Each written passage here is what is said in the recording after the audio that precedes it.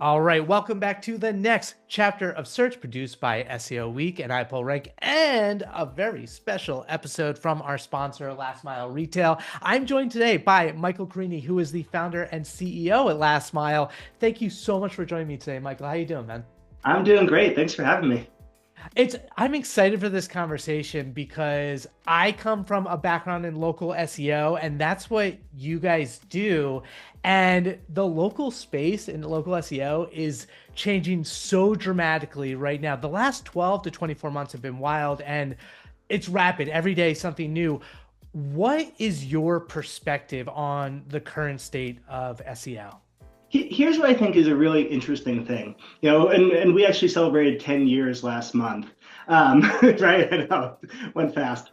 But, what we've seen now really for the first time is kind of a shift along two axes, right? Google, over the 10 years I've been doing this, has often experimented with different kind of mediums and presentation for kind of localized search results, right? But now what we're also seeing is not only kind of this new medium with generative search results, right, and AIO and all that stuff, but we're actually now seeing a channel shift as well. So now we're seeing customers start to branch out beyond Google, and I think what's going to be significant ways, right? Although the metrics aren't great yet, it's kind of hard to measure. But you actually have people doing local searches on channels like Perplexity and ChatGPT and kind of other emerging platforms. And so I think you're starting to see kind of a balkanization of search that we haven't really experienced for a long time.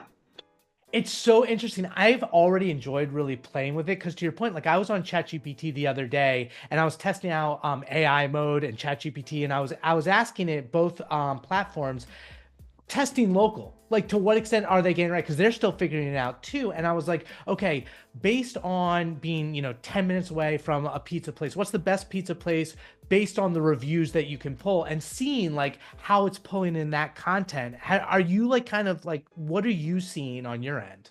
We're seeing a pretty big, I think, content gap right now, right? So if you think about what Google's been doing, over the last 10, 20 years, is they've been building kind of proprietary ways to get rich local information into their ecosystem, right? And so that's everything from Merchant Center, where you can send them in-store inventory, to hotel kind of meta search, where you can send them specific rates in real time. And so there's a lot of kind of infrastructure that Google has specifically created, right, around sucking in great local content and then being able to present that to customers, as a competitive advantage. So I think if you start looking at Perplexity and GPT and those other channels, they are going to have kind of a pretty steep hill to climb to catch up there. But today, really, the problem is they only can access what they can crawl, right, from your brand's website. And that's where I think right now there's kind of a gap, because if you look at the local pages that a lot of brands put out there, speaking frankly, they're very thin content, very limited content. And GPT and other crawlers really can't kind of access things like e-commerce APIs or hotel APIs, that do have that rich local content, right? But that's kind of a walled garden. So I think where we're going to very quickly see things evolve is, connections into, right, these other, Gen AI systems to try to get them better content quickly. I love it. And it's so important and interesting because, to your point with ChatGPT, it's like they don't have to deal with Google. When they're looking for information, they're actually going to Bing's index for the most part, or maybe building their own index, we think. So it's like you can't just depend on a Google business profile for your whole local presence. How, generally speaking, is like, Last Mile adapting to, search? Yeah, one of the big things that we are laser focused on this year is information architecture, right? So when we look at a lot of, because we're unique in that we really only operate for large enterprise organizations, right? Those are our client base. And so what we've been doing is spending a ton of time on refining, like, what is the best way to structure your local information on your website, to optimize not only for Google crawling, but also for these other generative platforms, right? And so what we often find is in these big enterprises, information architecture has always been something that just kind of, happened by circumstance.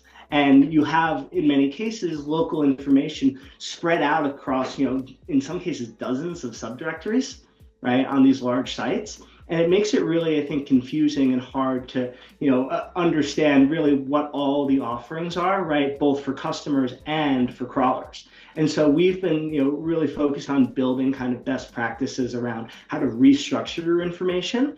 And we're already kind of seeing really nice gains from some of those optimizations.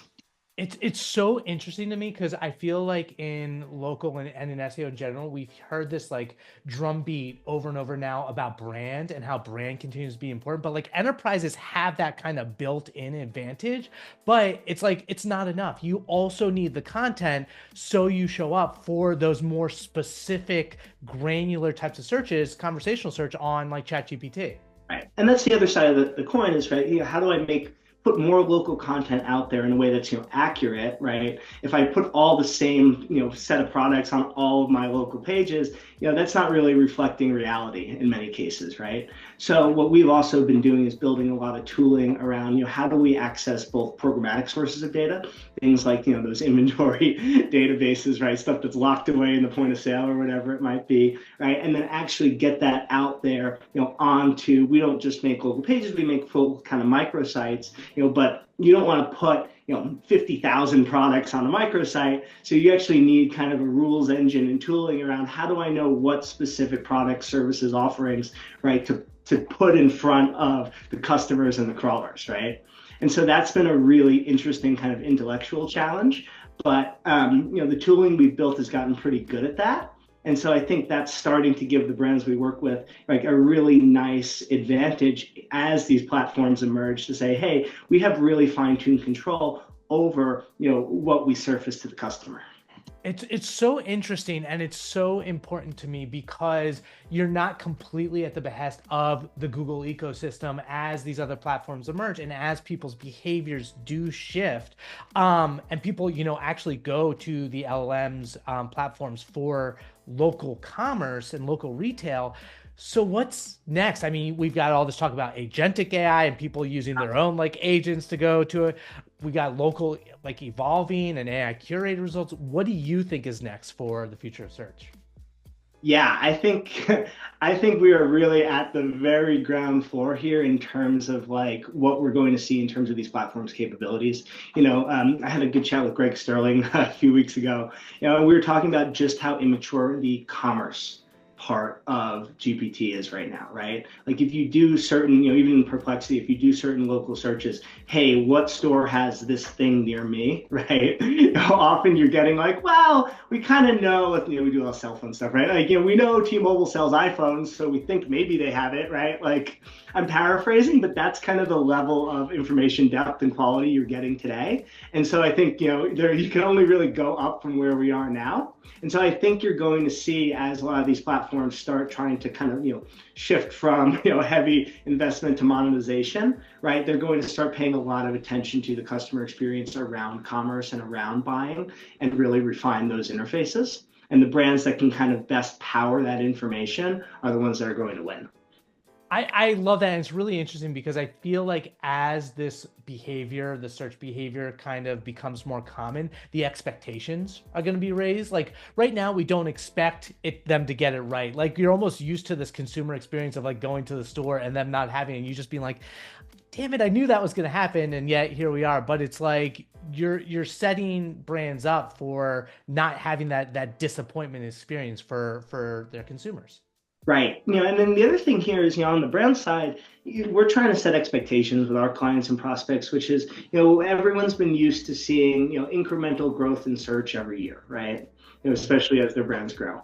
I think that period might be over, or at least suspended right now. But the problem that we're facing is, there really isn't good source metrics on this yet, right? We see already AIO is definitely cannibalizing, organic traffic, right, for our clients. But it's not like Google's putting good information on AIO in Search Console yet. So we're kind of trying to say, hey, everyone, let's take a breather, right? The sky is not falling down, but search is for sure changing. And I think that's another kind of, looking towards the future area that's going to be really, really important is how do we start measuring brand visibility, right, across these new mediums and channels? It's great because it is so frustrating for like as we've made sort of this kind of paradigm shift to performance marketing, there's this expectation to be able to monitor and attribute everything, and that's just not the case with this. And then finally, Michael, you guys are hosting the Monday night opening party soiree. Are you going to be there? You gonna talk to everyone? We're so excited. Dude, we've been talking to you guys, Mike Kenya, like we are very, very excited for what's to come. I think this is going to be kind of the event for SEO this year. And we are just really grateful to be a partner here. Well, thank you so much. I'm excited. I'm excited for Monday night and the opening night soiree that's being sponsored by Last Mile Retail. I'm excited to talk to you, Michael. This is going to be awesome. Thank you so much for taking the time to do this podcast with me today. No, thank you. Appreciate you having me on.